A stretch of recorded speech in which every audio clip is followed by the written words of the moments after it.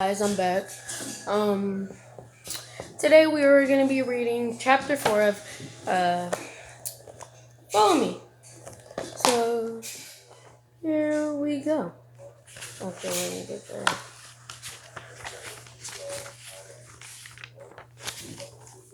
About 100 years ago, a real rich family moved to town. Lila says, Max angrily picks at his food, glaring at her between bites, but she ignores his silent protest. Up to that point, Rosie Borough had mostly been a farming town, but this family and the Robertsons had been a farming town, but this family, the Robertsons, sorry, I repeated that, had big ideas. They came here to build the mill and put Roseboro on the map. I guess they thought the locals would want that, but the locals were suspicious of newcomers or comers, especially rich newcomers. And the Robertsons weren't welcome. They weren't even allowed to build their house in the middle of town. That's crazy. Like they wanted, they were forced to build out here. Back then, this was the very outskirts, nothing but woods and fields, and the graveyard. Graveyard, Dad asked. Lila got him totally hooked. Lila nods. Graveyard. Hundreds of Roseboro residents were buried here. Some people say it was just the Robertsons being spiteful, but they built their house right on top of the graveyard. Even though the town tried to put up a fight, they couldn't fight. Really didn't have the money. So up went the house. And then the mill. The Robertsons couldn't get anyone to work there, though. I guess they didn't expect the locals to hold a grudge so bad, or thought they'd eventually realize that jobs were better than history. But the mill went under, and a year later, so too did the house. Lila goes quiet. Dad shakes his head. Anyone who anything knows not to build on a graveyard. That's rule number one. The real estate agent didn't happen to mention that, did she? Did she? Mom asked, subtly interested. Dad shakes his head. Not to my knowledge, which is good, because if she had, I would have offered double. Arthur, Mom groans. She tosses another crouton at him. He doesn't even bother to try and catch it or swat it away. It bounces off his head and onto the floor. What? Just being honest. I wonder where I left all my equipment because, yes, my dad also has ghost hunting equipment. Most of it hasn't left the box it arrived in, but I know that he's eager to try it out. Maybe that's part of the reason he chose a mansion like this, even before knowing the story. It doesn't take a genius to imagine this place is haunted. Anyway, Dad continues, shaking himself of his thoughts. I don't think this young woman was telling a real estate story. Where are the ghosts besides here, you mean? Max mutters. Lila glares at him, then turns on the charm and smiles at my dad. But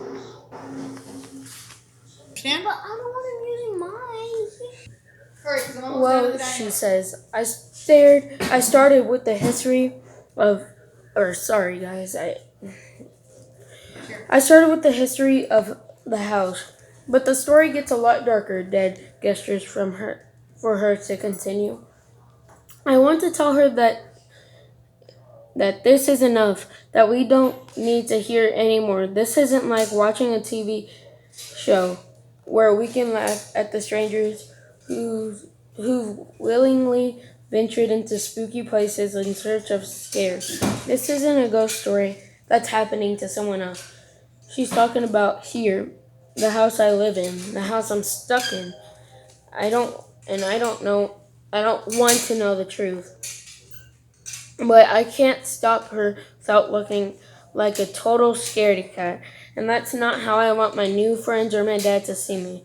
So I stay quiet and Lila keeps talking, and suddenly I want nothing more than to be back in New York, which just shows how scared I am getting, since no part of me has wanted to return there since we left.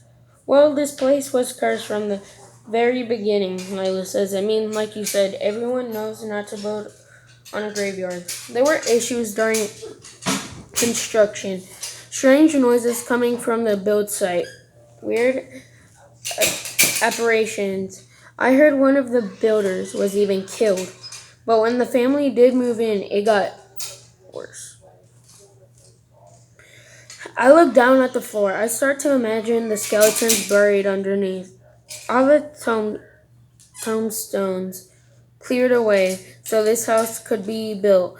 I'm in my mind's eye. The skeletons scrabble through the soil, slowly scratching their way to the surface, while the wind in the trees echoes with the howls of ghosts. Suddenly, I'm grateful. I already ate my dinner. My stomach feels like a block of ice. Lila continues. The owners had 4 kids. You see, 3 boys and a girl. And the first night in the house, one of them got very sick. The youngest son, he died a few days later. The family was heartbroken and to tried to do everything they could to protect the rest of their kids, but the mother got sick and died. Then, one by one, the rest of the kids followed. First, the daughter, who was about our age when she passed, then the 2 oldest sons. The dad eventually left town and was never seen again, but they say you can still hear someone crying at night. That's creepy. She goes silent and picks up a fork full of cold mashed potatoes. Ooh, that says very creepy indeed. I can see why our relator didn't say anything about that. We'll have to keep our ears open for crying kids. And we're just going to have to make sure Tamal takes his vitamin C every day. He smiles at me, but I can't smile back. I have too many questions. What did they die of? Could it have been stopped? I think the girl I saw in the hall, and the worst question of all rings in my mind. Are they still there? Upstairs, a box crashes with a deafening thud. We all jump, even Dad, who immediately starts laughing. Sounds like one of our box piles toppled, Dad says. Then he makes his voice all spooky. Or maybe it was a ghost. Mom snorts. I think it's time for a dessert, she says, pushing herself to standing. I get to my feet and help her clear the dishes while Dad prods Lila for more details. I don't know what gets into him sometimes, Mom says when we're in the kitchen. I place the dishes in the sink and start rinsing them off. He just likes being scared, I say, not looking up from my work. Is it scaring you? She asks. I shake my head. The truth is yes. It's creeping me out, but I don't want to tell her that. She's always been the one I went to when I was scared, always comforting me when I woke up with nightmares. I don't want her worrying about me now. She already has more than enough to deal with. Good, she comes over and ruffles my hair. Come on, leave those for later. Let's eat these cookies while they're warm. She shuffles off into the dining room, carrying the cookies with her. I hear Dad and my friends exclaim happily when she enters. I turn off the water. Look up into the reflection in the window above the sink. A girl stands far behind me on the distant side of this dining room. The girl with the teddy bear. I joke around. Save for my family and friends, there's no one there. Wow, guys, that was chapter 4, I believe. Yeah, that was chapter 4. Chapter 4 of Follow Me. So, guys, I will see y'all next time. Um, I will be posting tomorrow of chapter 6. If not, I will be posting more today. So I will see y'all guys next time.